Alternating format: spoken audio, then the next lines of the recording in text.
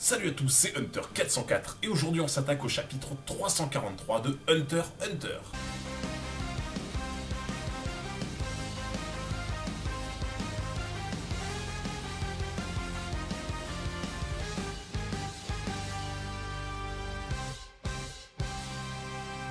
Le dernier chapitre que l'on avait vu ensemble en vidéo, à savoir le chapitre 342, avait permis de mettre en lumière les différentes sources de tensions géopolitiques entre le V5 et l'Empire de Kakin. Aujourd'hui, le chapitre 343 dévoile l'entrée en scène magistrale de Kurapika dans l'intrigue principale, ainsi que toute l'étendue de la confrontation psychologique entre Jin et Pariston.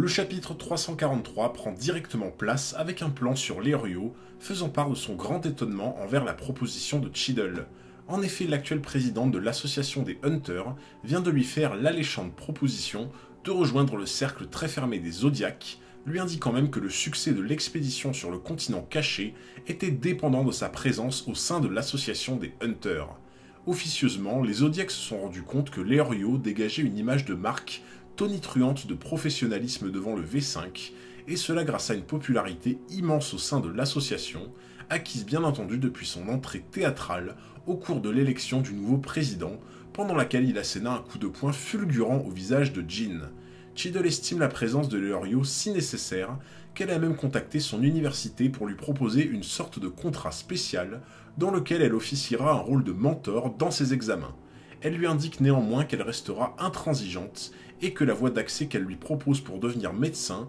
est de loin la plus dure et s'annonce parsemée d'embûches. Mais il n'en fallait pas moins à Leorio pour être de la partie, prenant conscience que cette opportunité incroyable pour apprendre la médecine le formerait de la plus efficace des manières à devenir un bon médecin.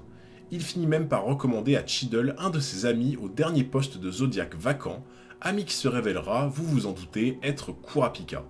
On retrouve ensuite le Zodiac Mitsaizomu en train de rentrer dans un bâtiment qui semble malfamé, demandant à parler à Kurapika face à des hommes qui semblent être ses hommes de main et visiblement peu enclins à la coopération. Le Zodiac en vient même à être obligé de se défendre en utilisant une technique de naine pour le moins intéressante nommée Cross Game, qui consiste à enfermer ses adversaires dans un genre de carcan de naine, et cela au moyen d'une carte arborant d'un côté un point d'exclamation signifiant un avertissement, et de l'autre un X correspondant à une prison de naine.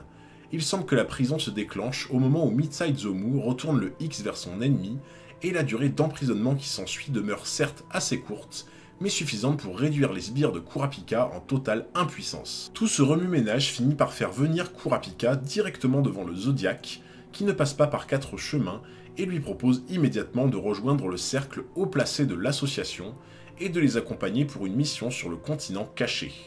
Comme à son habitude, Kurapika refuse la proposition et le Zodiac en vient directement à abattre sa meilleure carte, évoquant avec une étrange connaissance approfondie du sujet le désir de Kurapika de retrouver à tout prix les yeux écarlates de ses défunts compagnons. Il n'en fallait pas moins pour mettre Kurapika dans un état de rage qui se montre désormais extrêmement menaçant à l'égard du Hunter,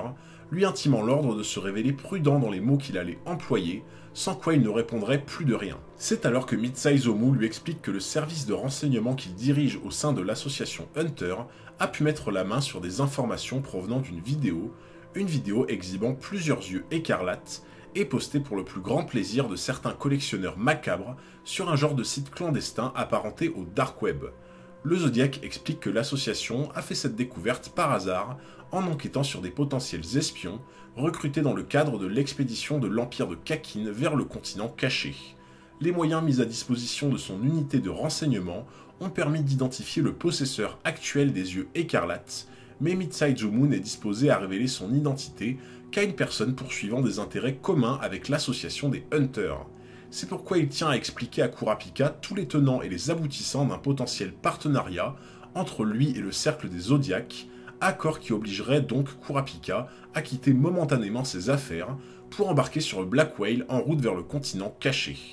Conscient qu'il s'agit là de son unique chance de coincer le détenteur des derniers yeux écarlates de ses frères, Kurapika accepte les conditions du Zodiac avant de finalement connaître l'identité de son futur ennemi, Teridich Oikoro, le 4e prince de Kakin. On retrouve ensuite Jin et Pariston, que l'on avait laissé dans un jeu de regard lors de la fin du chapitre 342. En effet, Jean avait débusqué la stratégie de Pariston, qui consistait par le biais de l'agitation qu'a provoqué Beyond, à obliger l'association à faire un choix concernant Kakin. En effet, en fonction de la réaction positive envers l'expédition de Beyond, ainsi que de la présence de l'association sur le territoire, Pariston voulait en profiter pour envoyer sous ses ordres 5000 soldats fourmis chimères fraîchement récupérés du Golto de l'Est, soit sur le nouveau continent, soit sur le siège de l'association des Hunters. En effet, Pariston semble s'ennuyer fortement de la lenteur administrative du V5 concernant les préparatifs de l'expédition, ainsi que de la lâcheté qui régit les grands ambassadeurs politiques, qui ne veulent en aucun cas se mettre en danger, mais vendraient tout de même père et mère pour un profit qui dépasse toute espérance. De par ce stratagème, Pariston oblige donc l'association des Hunters à se mettre eux-mêmes en danger s'ils veulent à tout prix empêcher Beyond de rejoindre le continent caché, car ils n'auront d'autre choix que de prendre une route maritime non répertoriée pour devancer et prendre en chasse Beyond.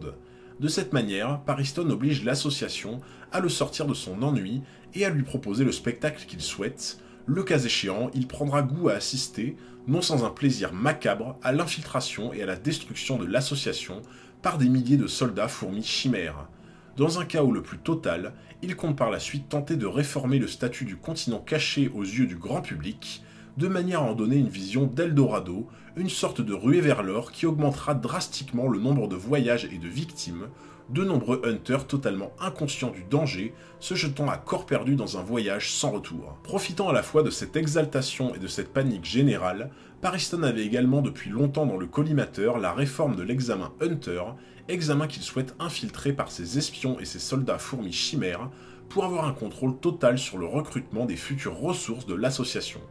Le dévoilement de ses plans malsains par Jean laisse à Pariston le luxe d'expliquer pour quelles raisons la destruction pierre par pierre de l'association des Hunters lui tient tant à cœur et finit par avouer que tout ce qui l'intéresse est d'être haï par les personnes qui l'aiment. Cette vive discussion finit par agacer les mercenaires de Pariston qui deviennent peu à peu agressifs jusqu'à ce que l'un d'eux fasse l'erreur d'approcher Jean de trop près. Bien que Jean semble avoir tué l'un des mercenaires par une série fulgurante de coups de poing, il s'avère qu'il avait simplement projeté son aura sous la forme de pensée, et tout particulièrement sur comment cela allait se passer si le combat s'engageait.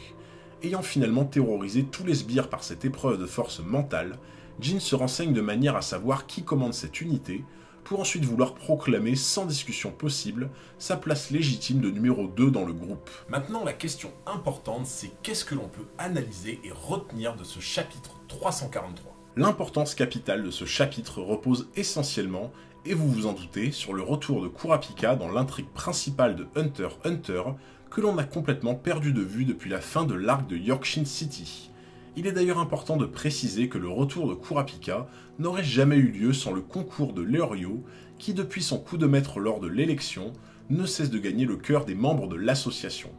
Leorio, bien que d'une manière assez détachée, montre par sa présence imposante et chaleureuse que même un grand groupe comme l'association des Hunters ne peut se passer de lui, car elle se doit de préserver une image de marque primordiale pour la conservation et l'agrandissement de son réseau, mais aussi pour garder une crédibilité devant ses investisseurs. Kurapika, quant à lui, va venir renforcer les rangs de renseignement de l'association par le biais de Mitsaizomu, et cela au moyen de sa rare intelligence, de sa grande capacité d'analyse et de déduction, ainsi que de ses formidables capacités de nen. En effet, l'association a bien compris que Kakin nourrit de sombres desseins cupides et n'hésitera pas à employer bon nombre de taupes et d'espions à son service lors du processus de recrutement, processus dont l'association des Hunters ne doit surtout pas passer à côté. Ainsi, le chapitre 343 démarque une sorte d'étau où les camps se resserrent, là où du côté de l'association, Leorio et Kurapika vont s'efforcer d'appuyer les actions des Zodiacs, et de l'autre côté, Jean et Pariston vont faire cavalier seul avec Beyond dans un intérêt purement personnel. Et dans une intrigue où chaque personnage se range dans l'un des deux camps, il ne fera pas bon ménage de se retrouver au milieu d'un conflit, en particulier quand les deux factions se retrouveront à devoir cohabiter en pleine mer sur le Black Whale pendant une longue durée de 2 mois. C'est la fin de ce résumé de ce chapitre 343, j'espère vraiment qu'il t'a plu. Si c'est le cas, n'hésite pas à mettre un gros pouce bleu et à commenter pour me dire quel épisode tu voudrais voir dans une prochaine vidéo. Mais surtout, le plus important, n'oubliez pas de vous abonner juste ici et d'activer la petite cloche, comme ça vous ne manquerez aucun futur épisode. Merci beaucoup pour votre force, c'était Hunter 404 et je vous dis à très bientôt pour un nouveau combat.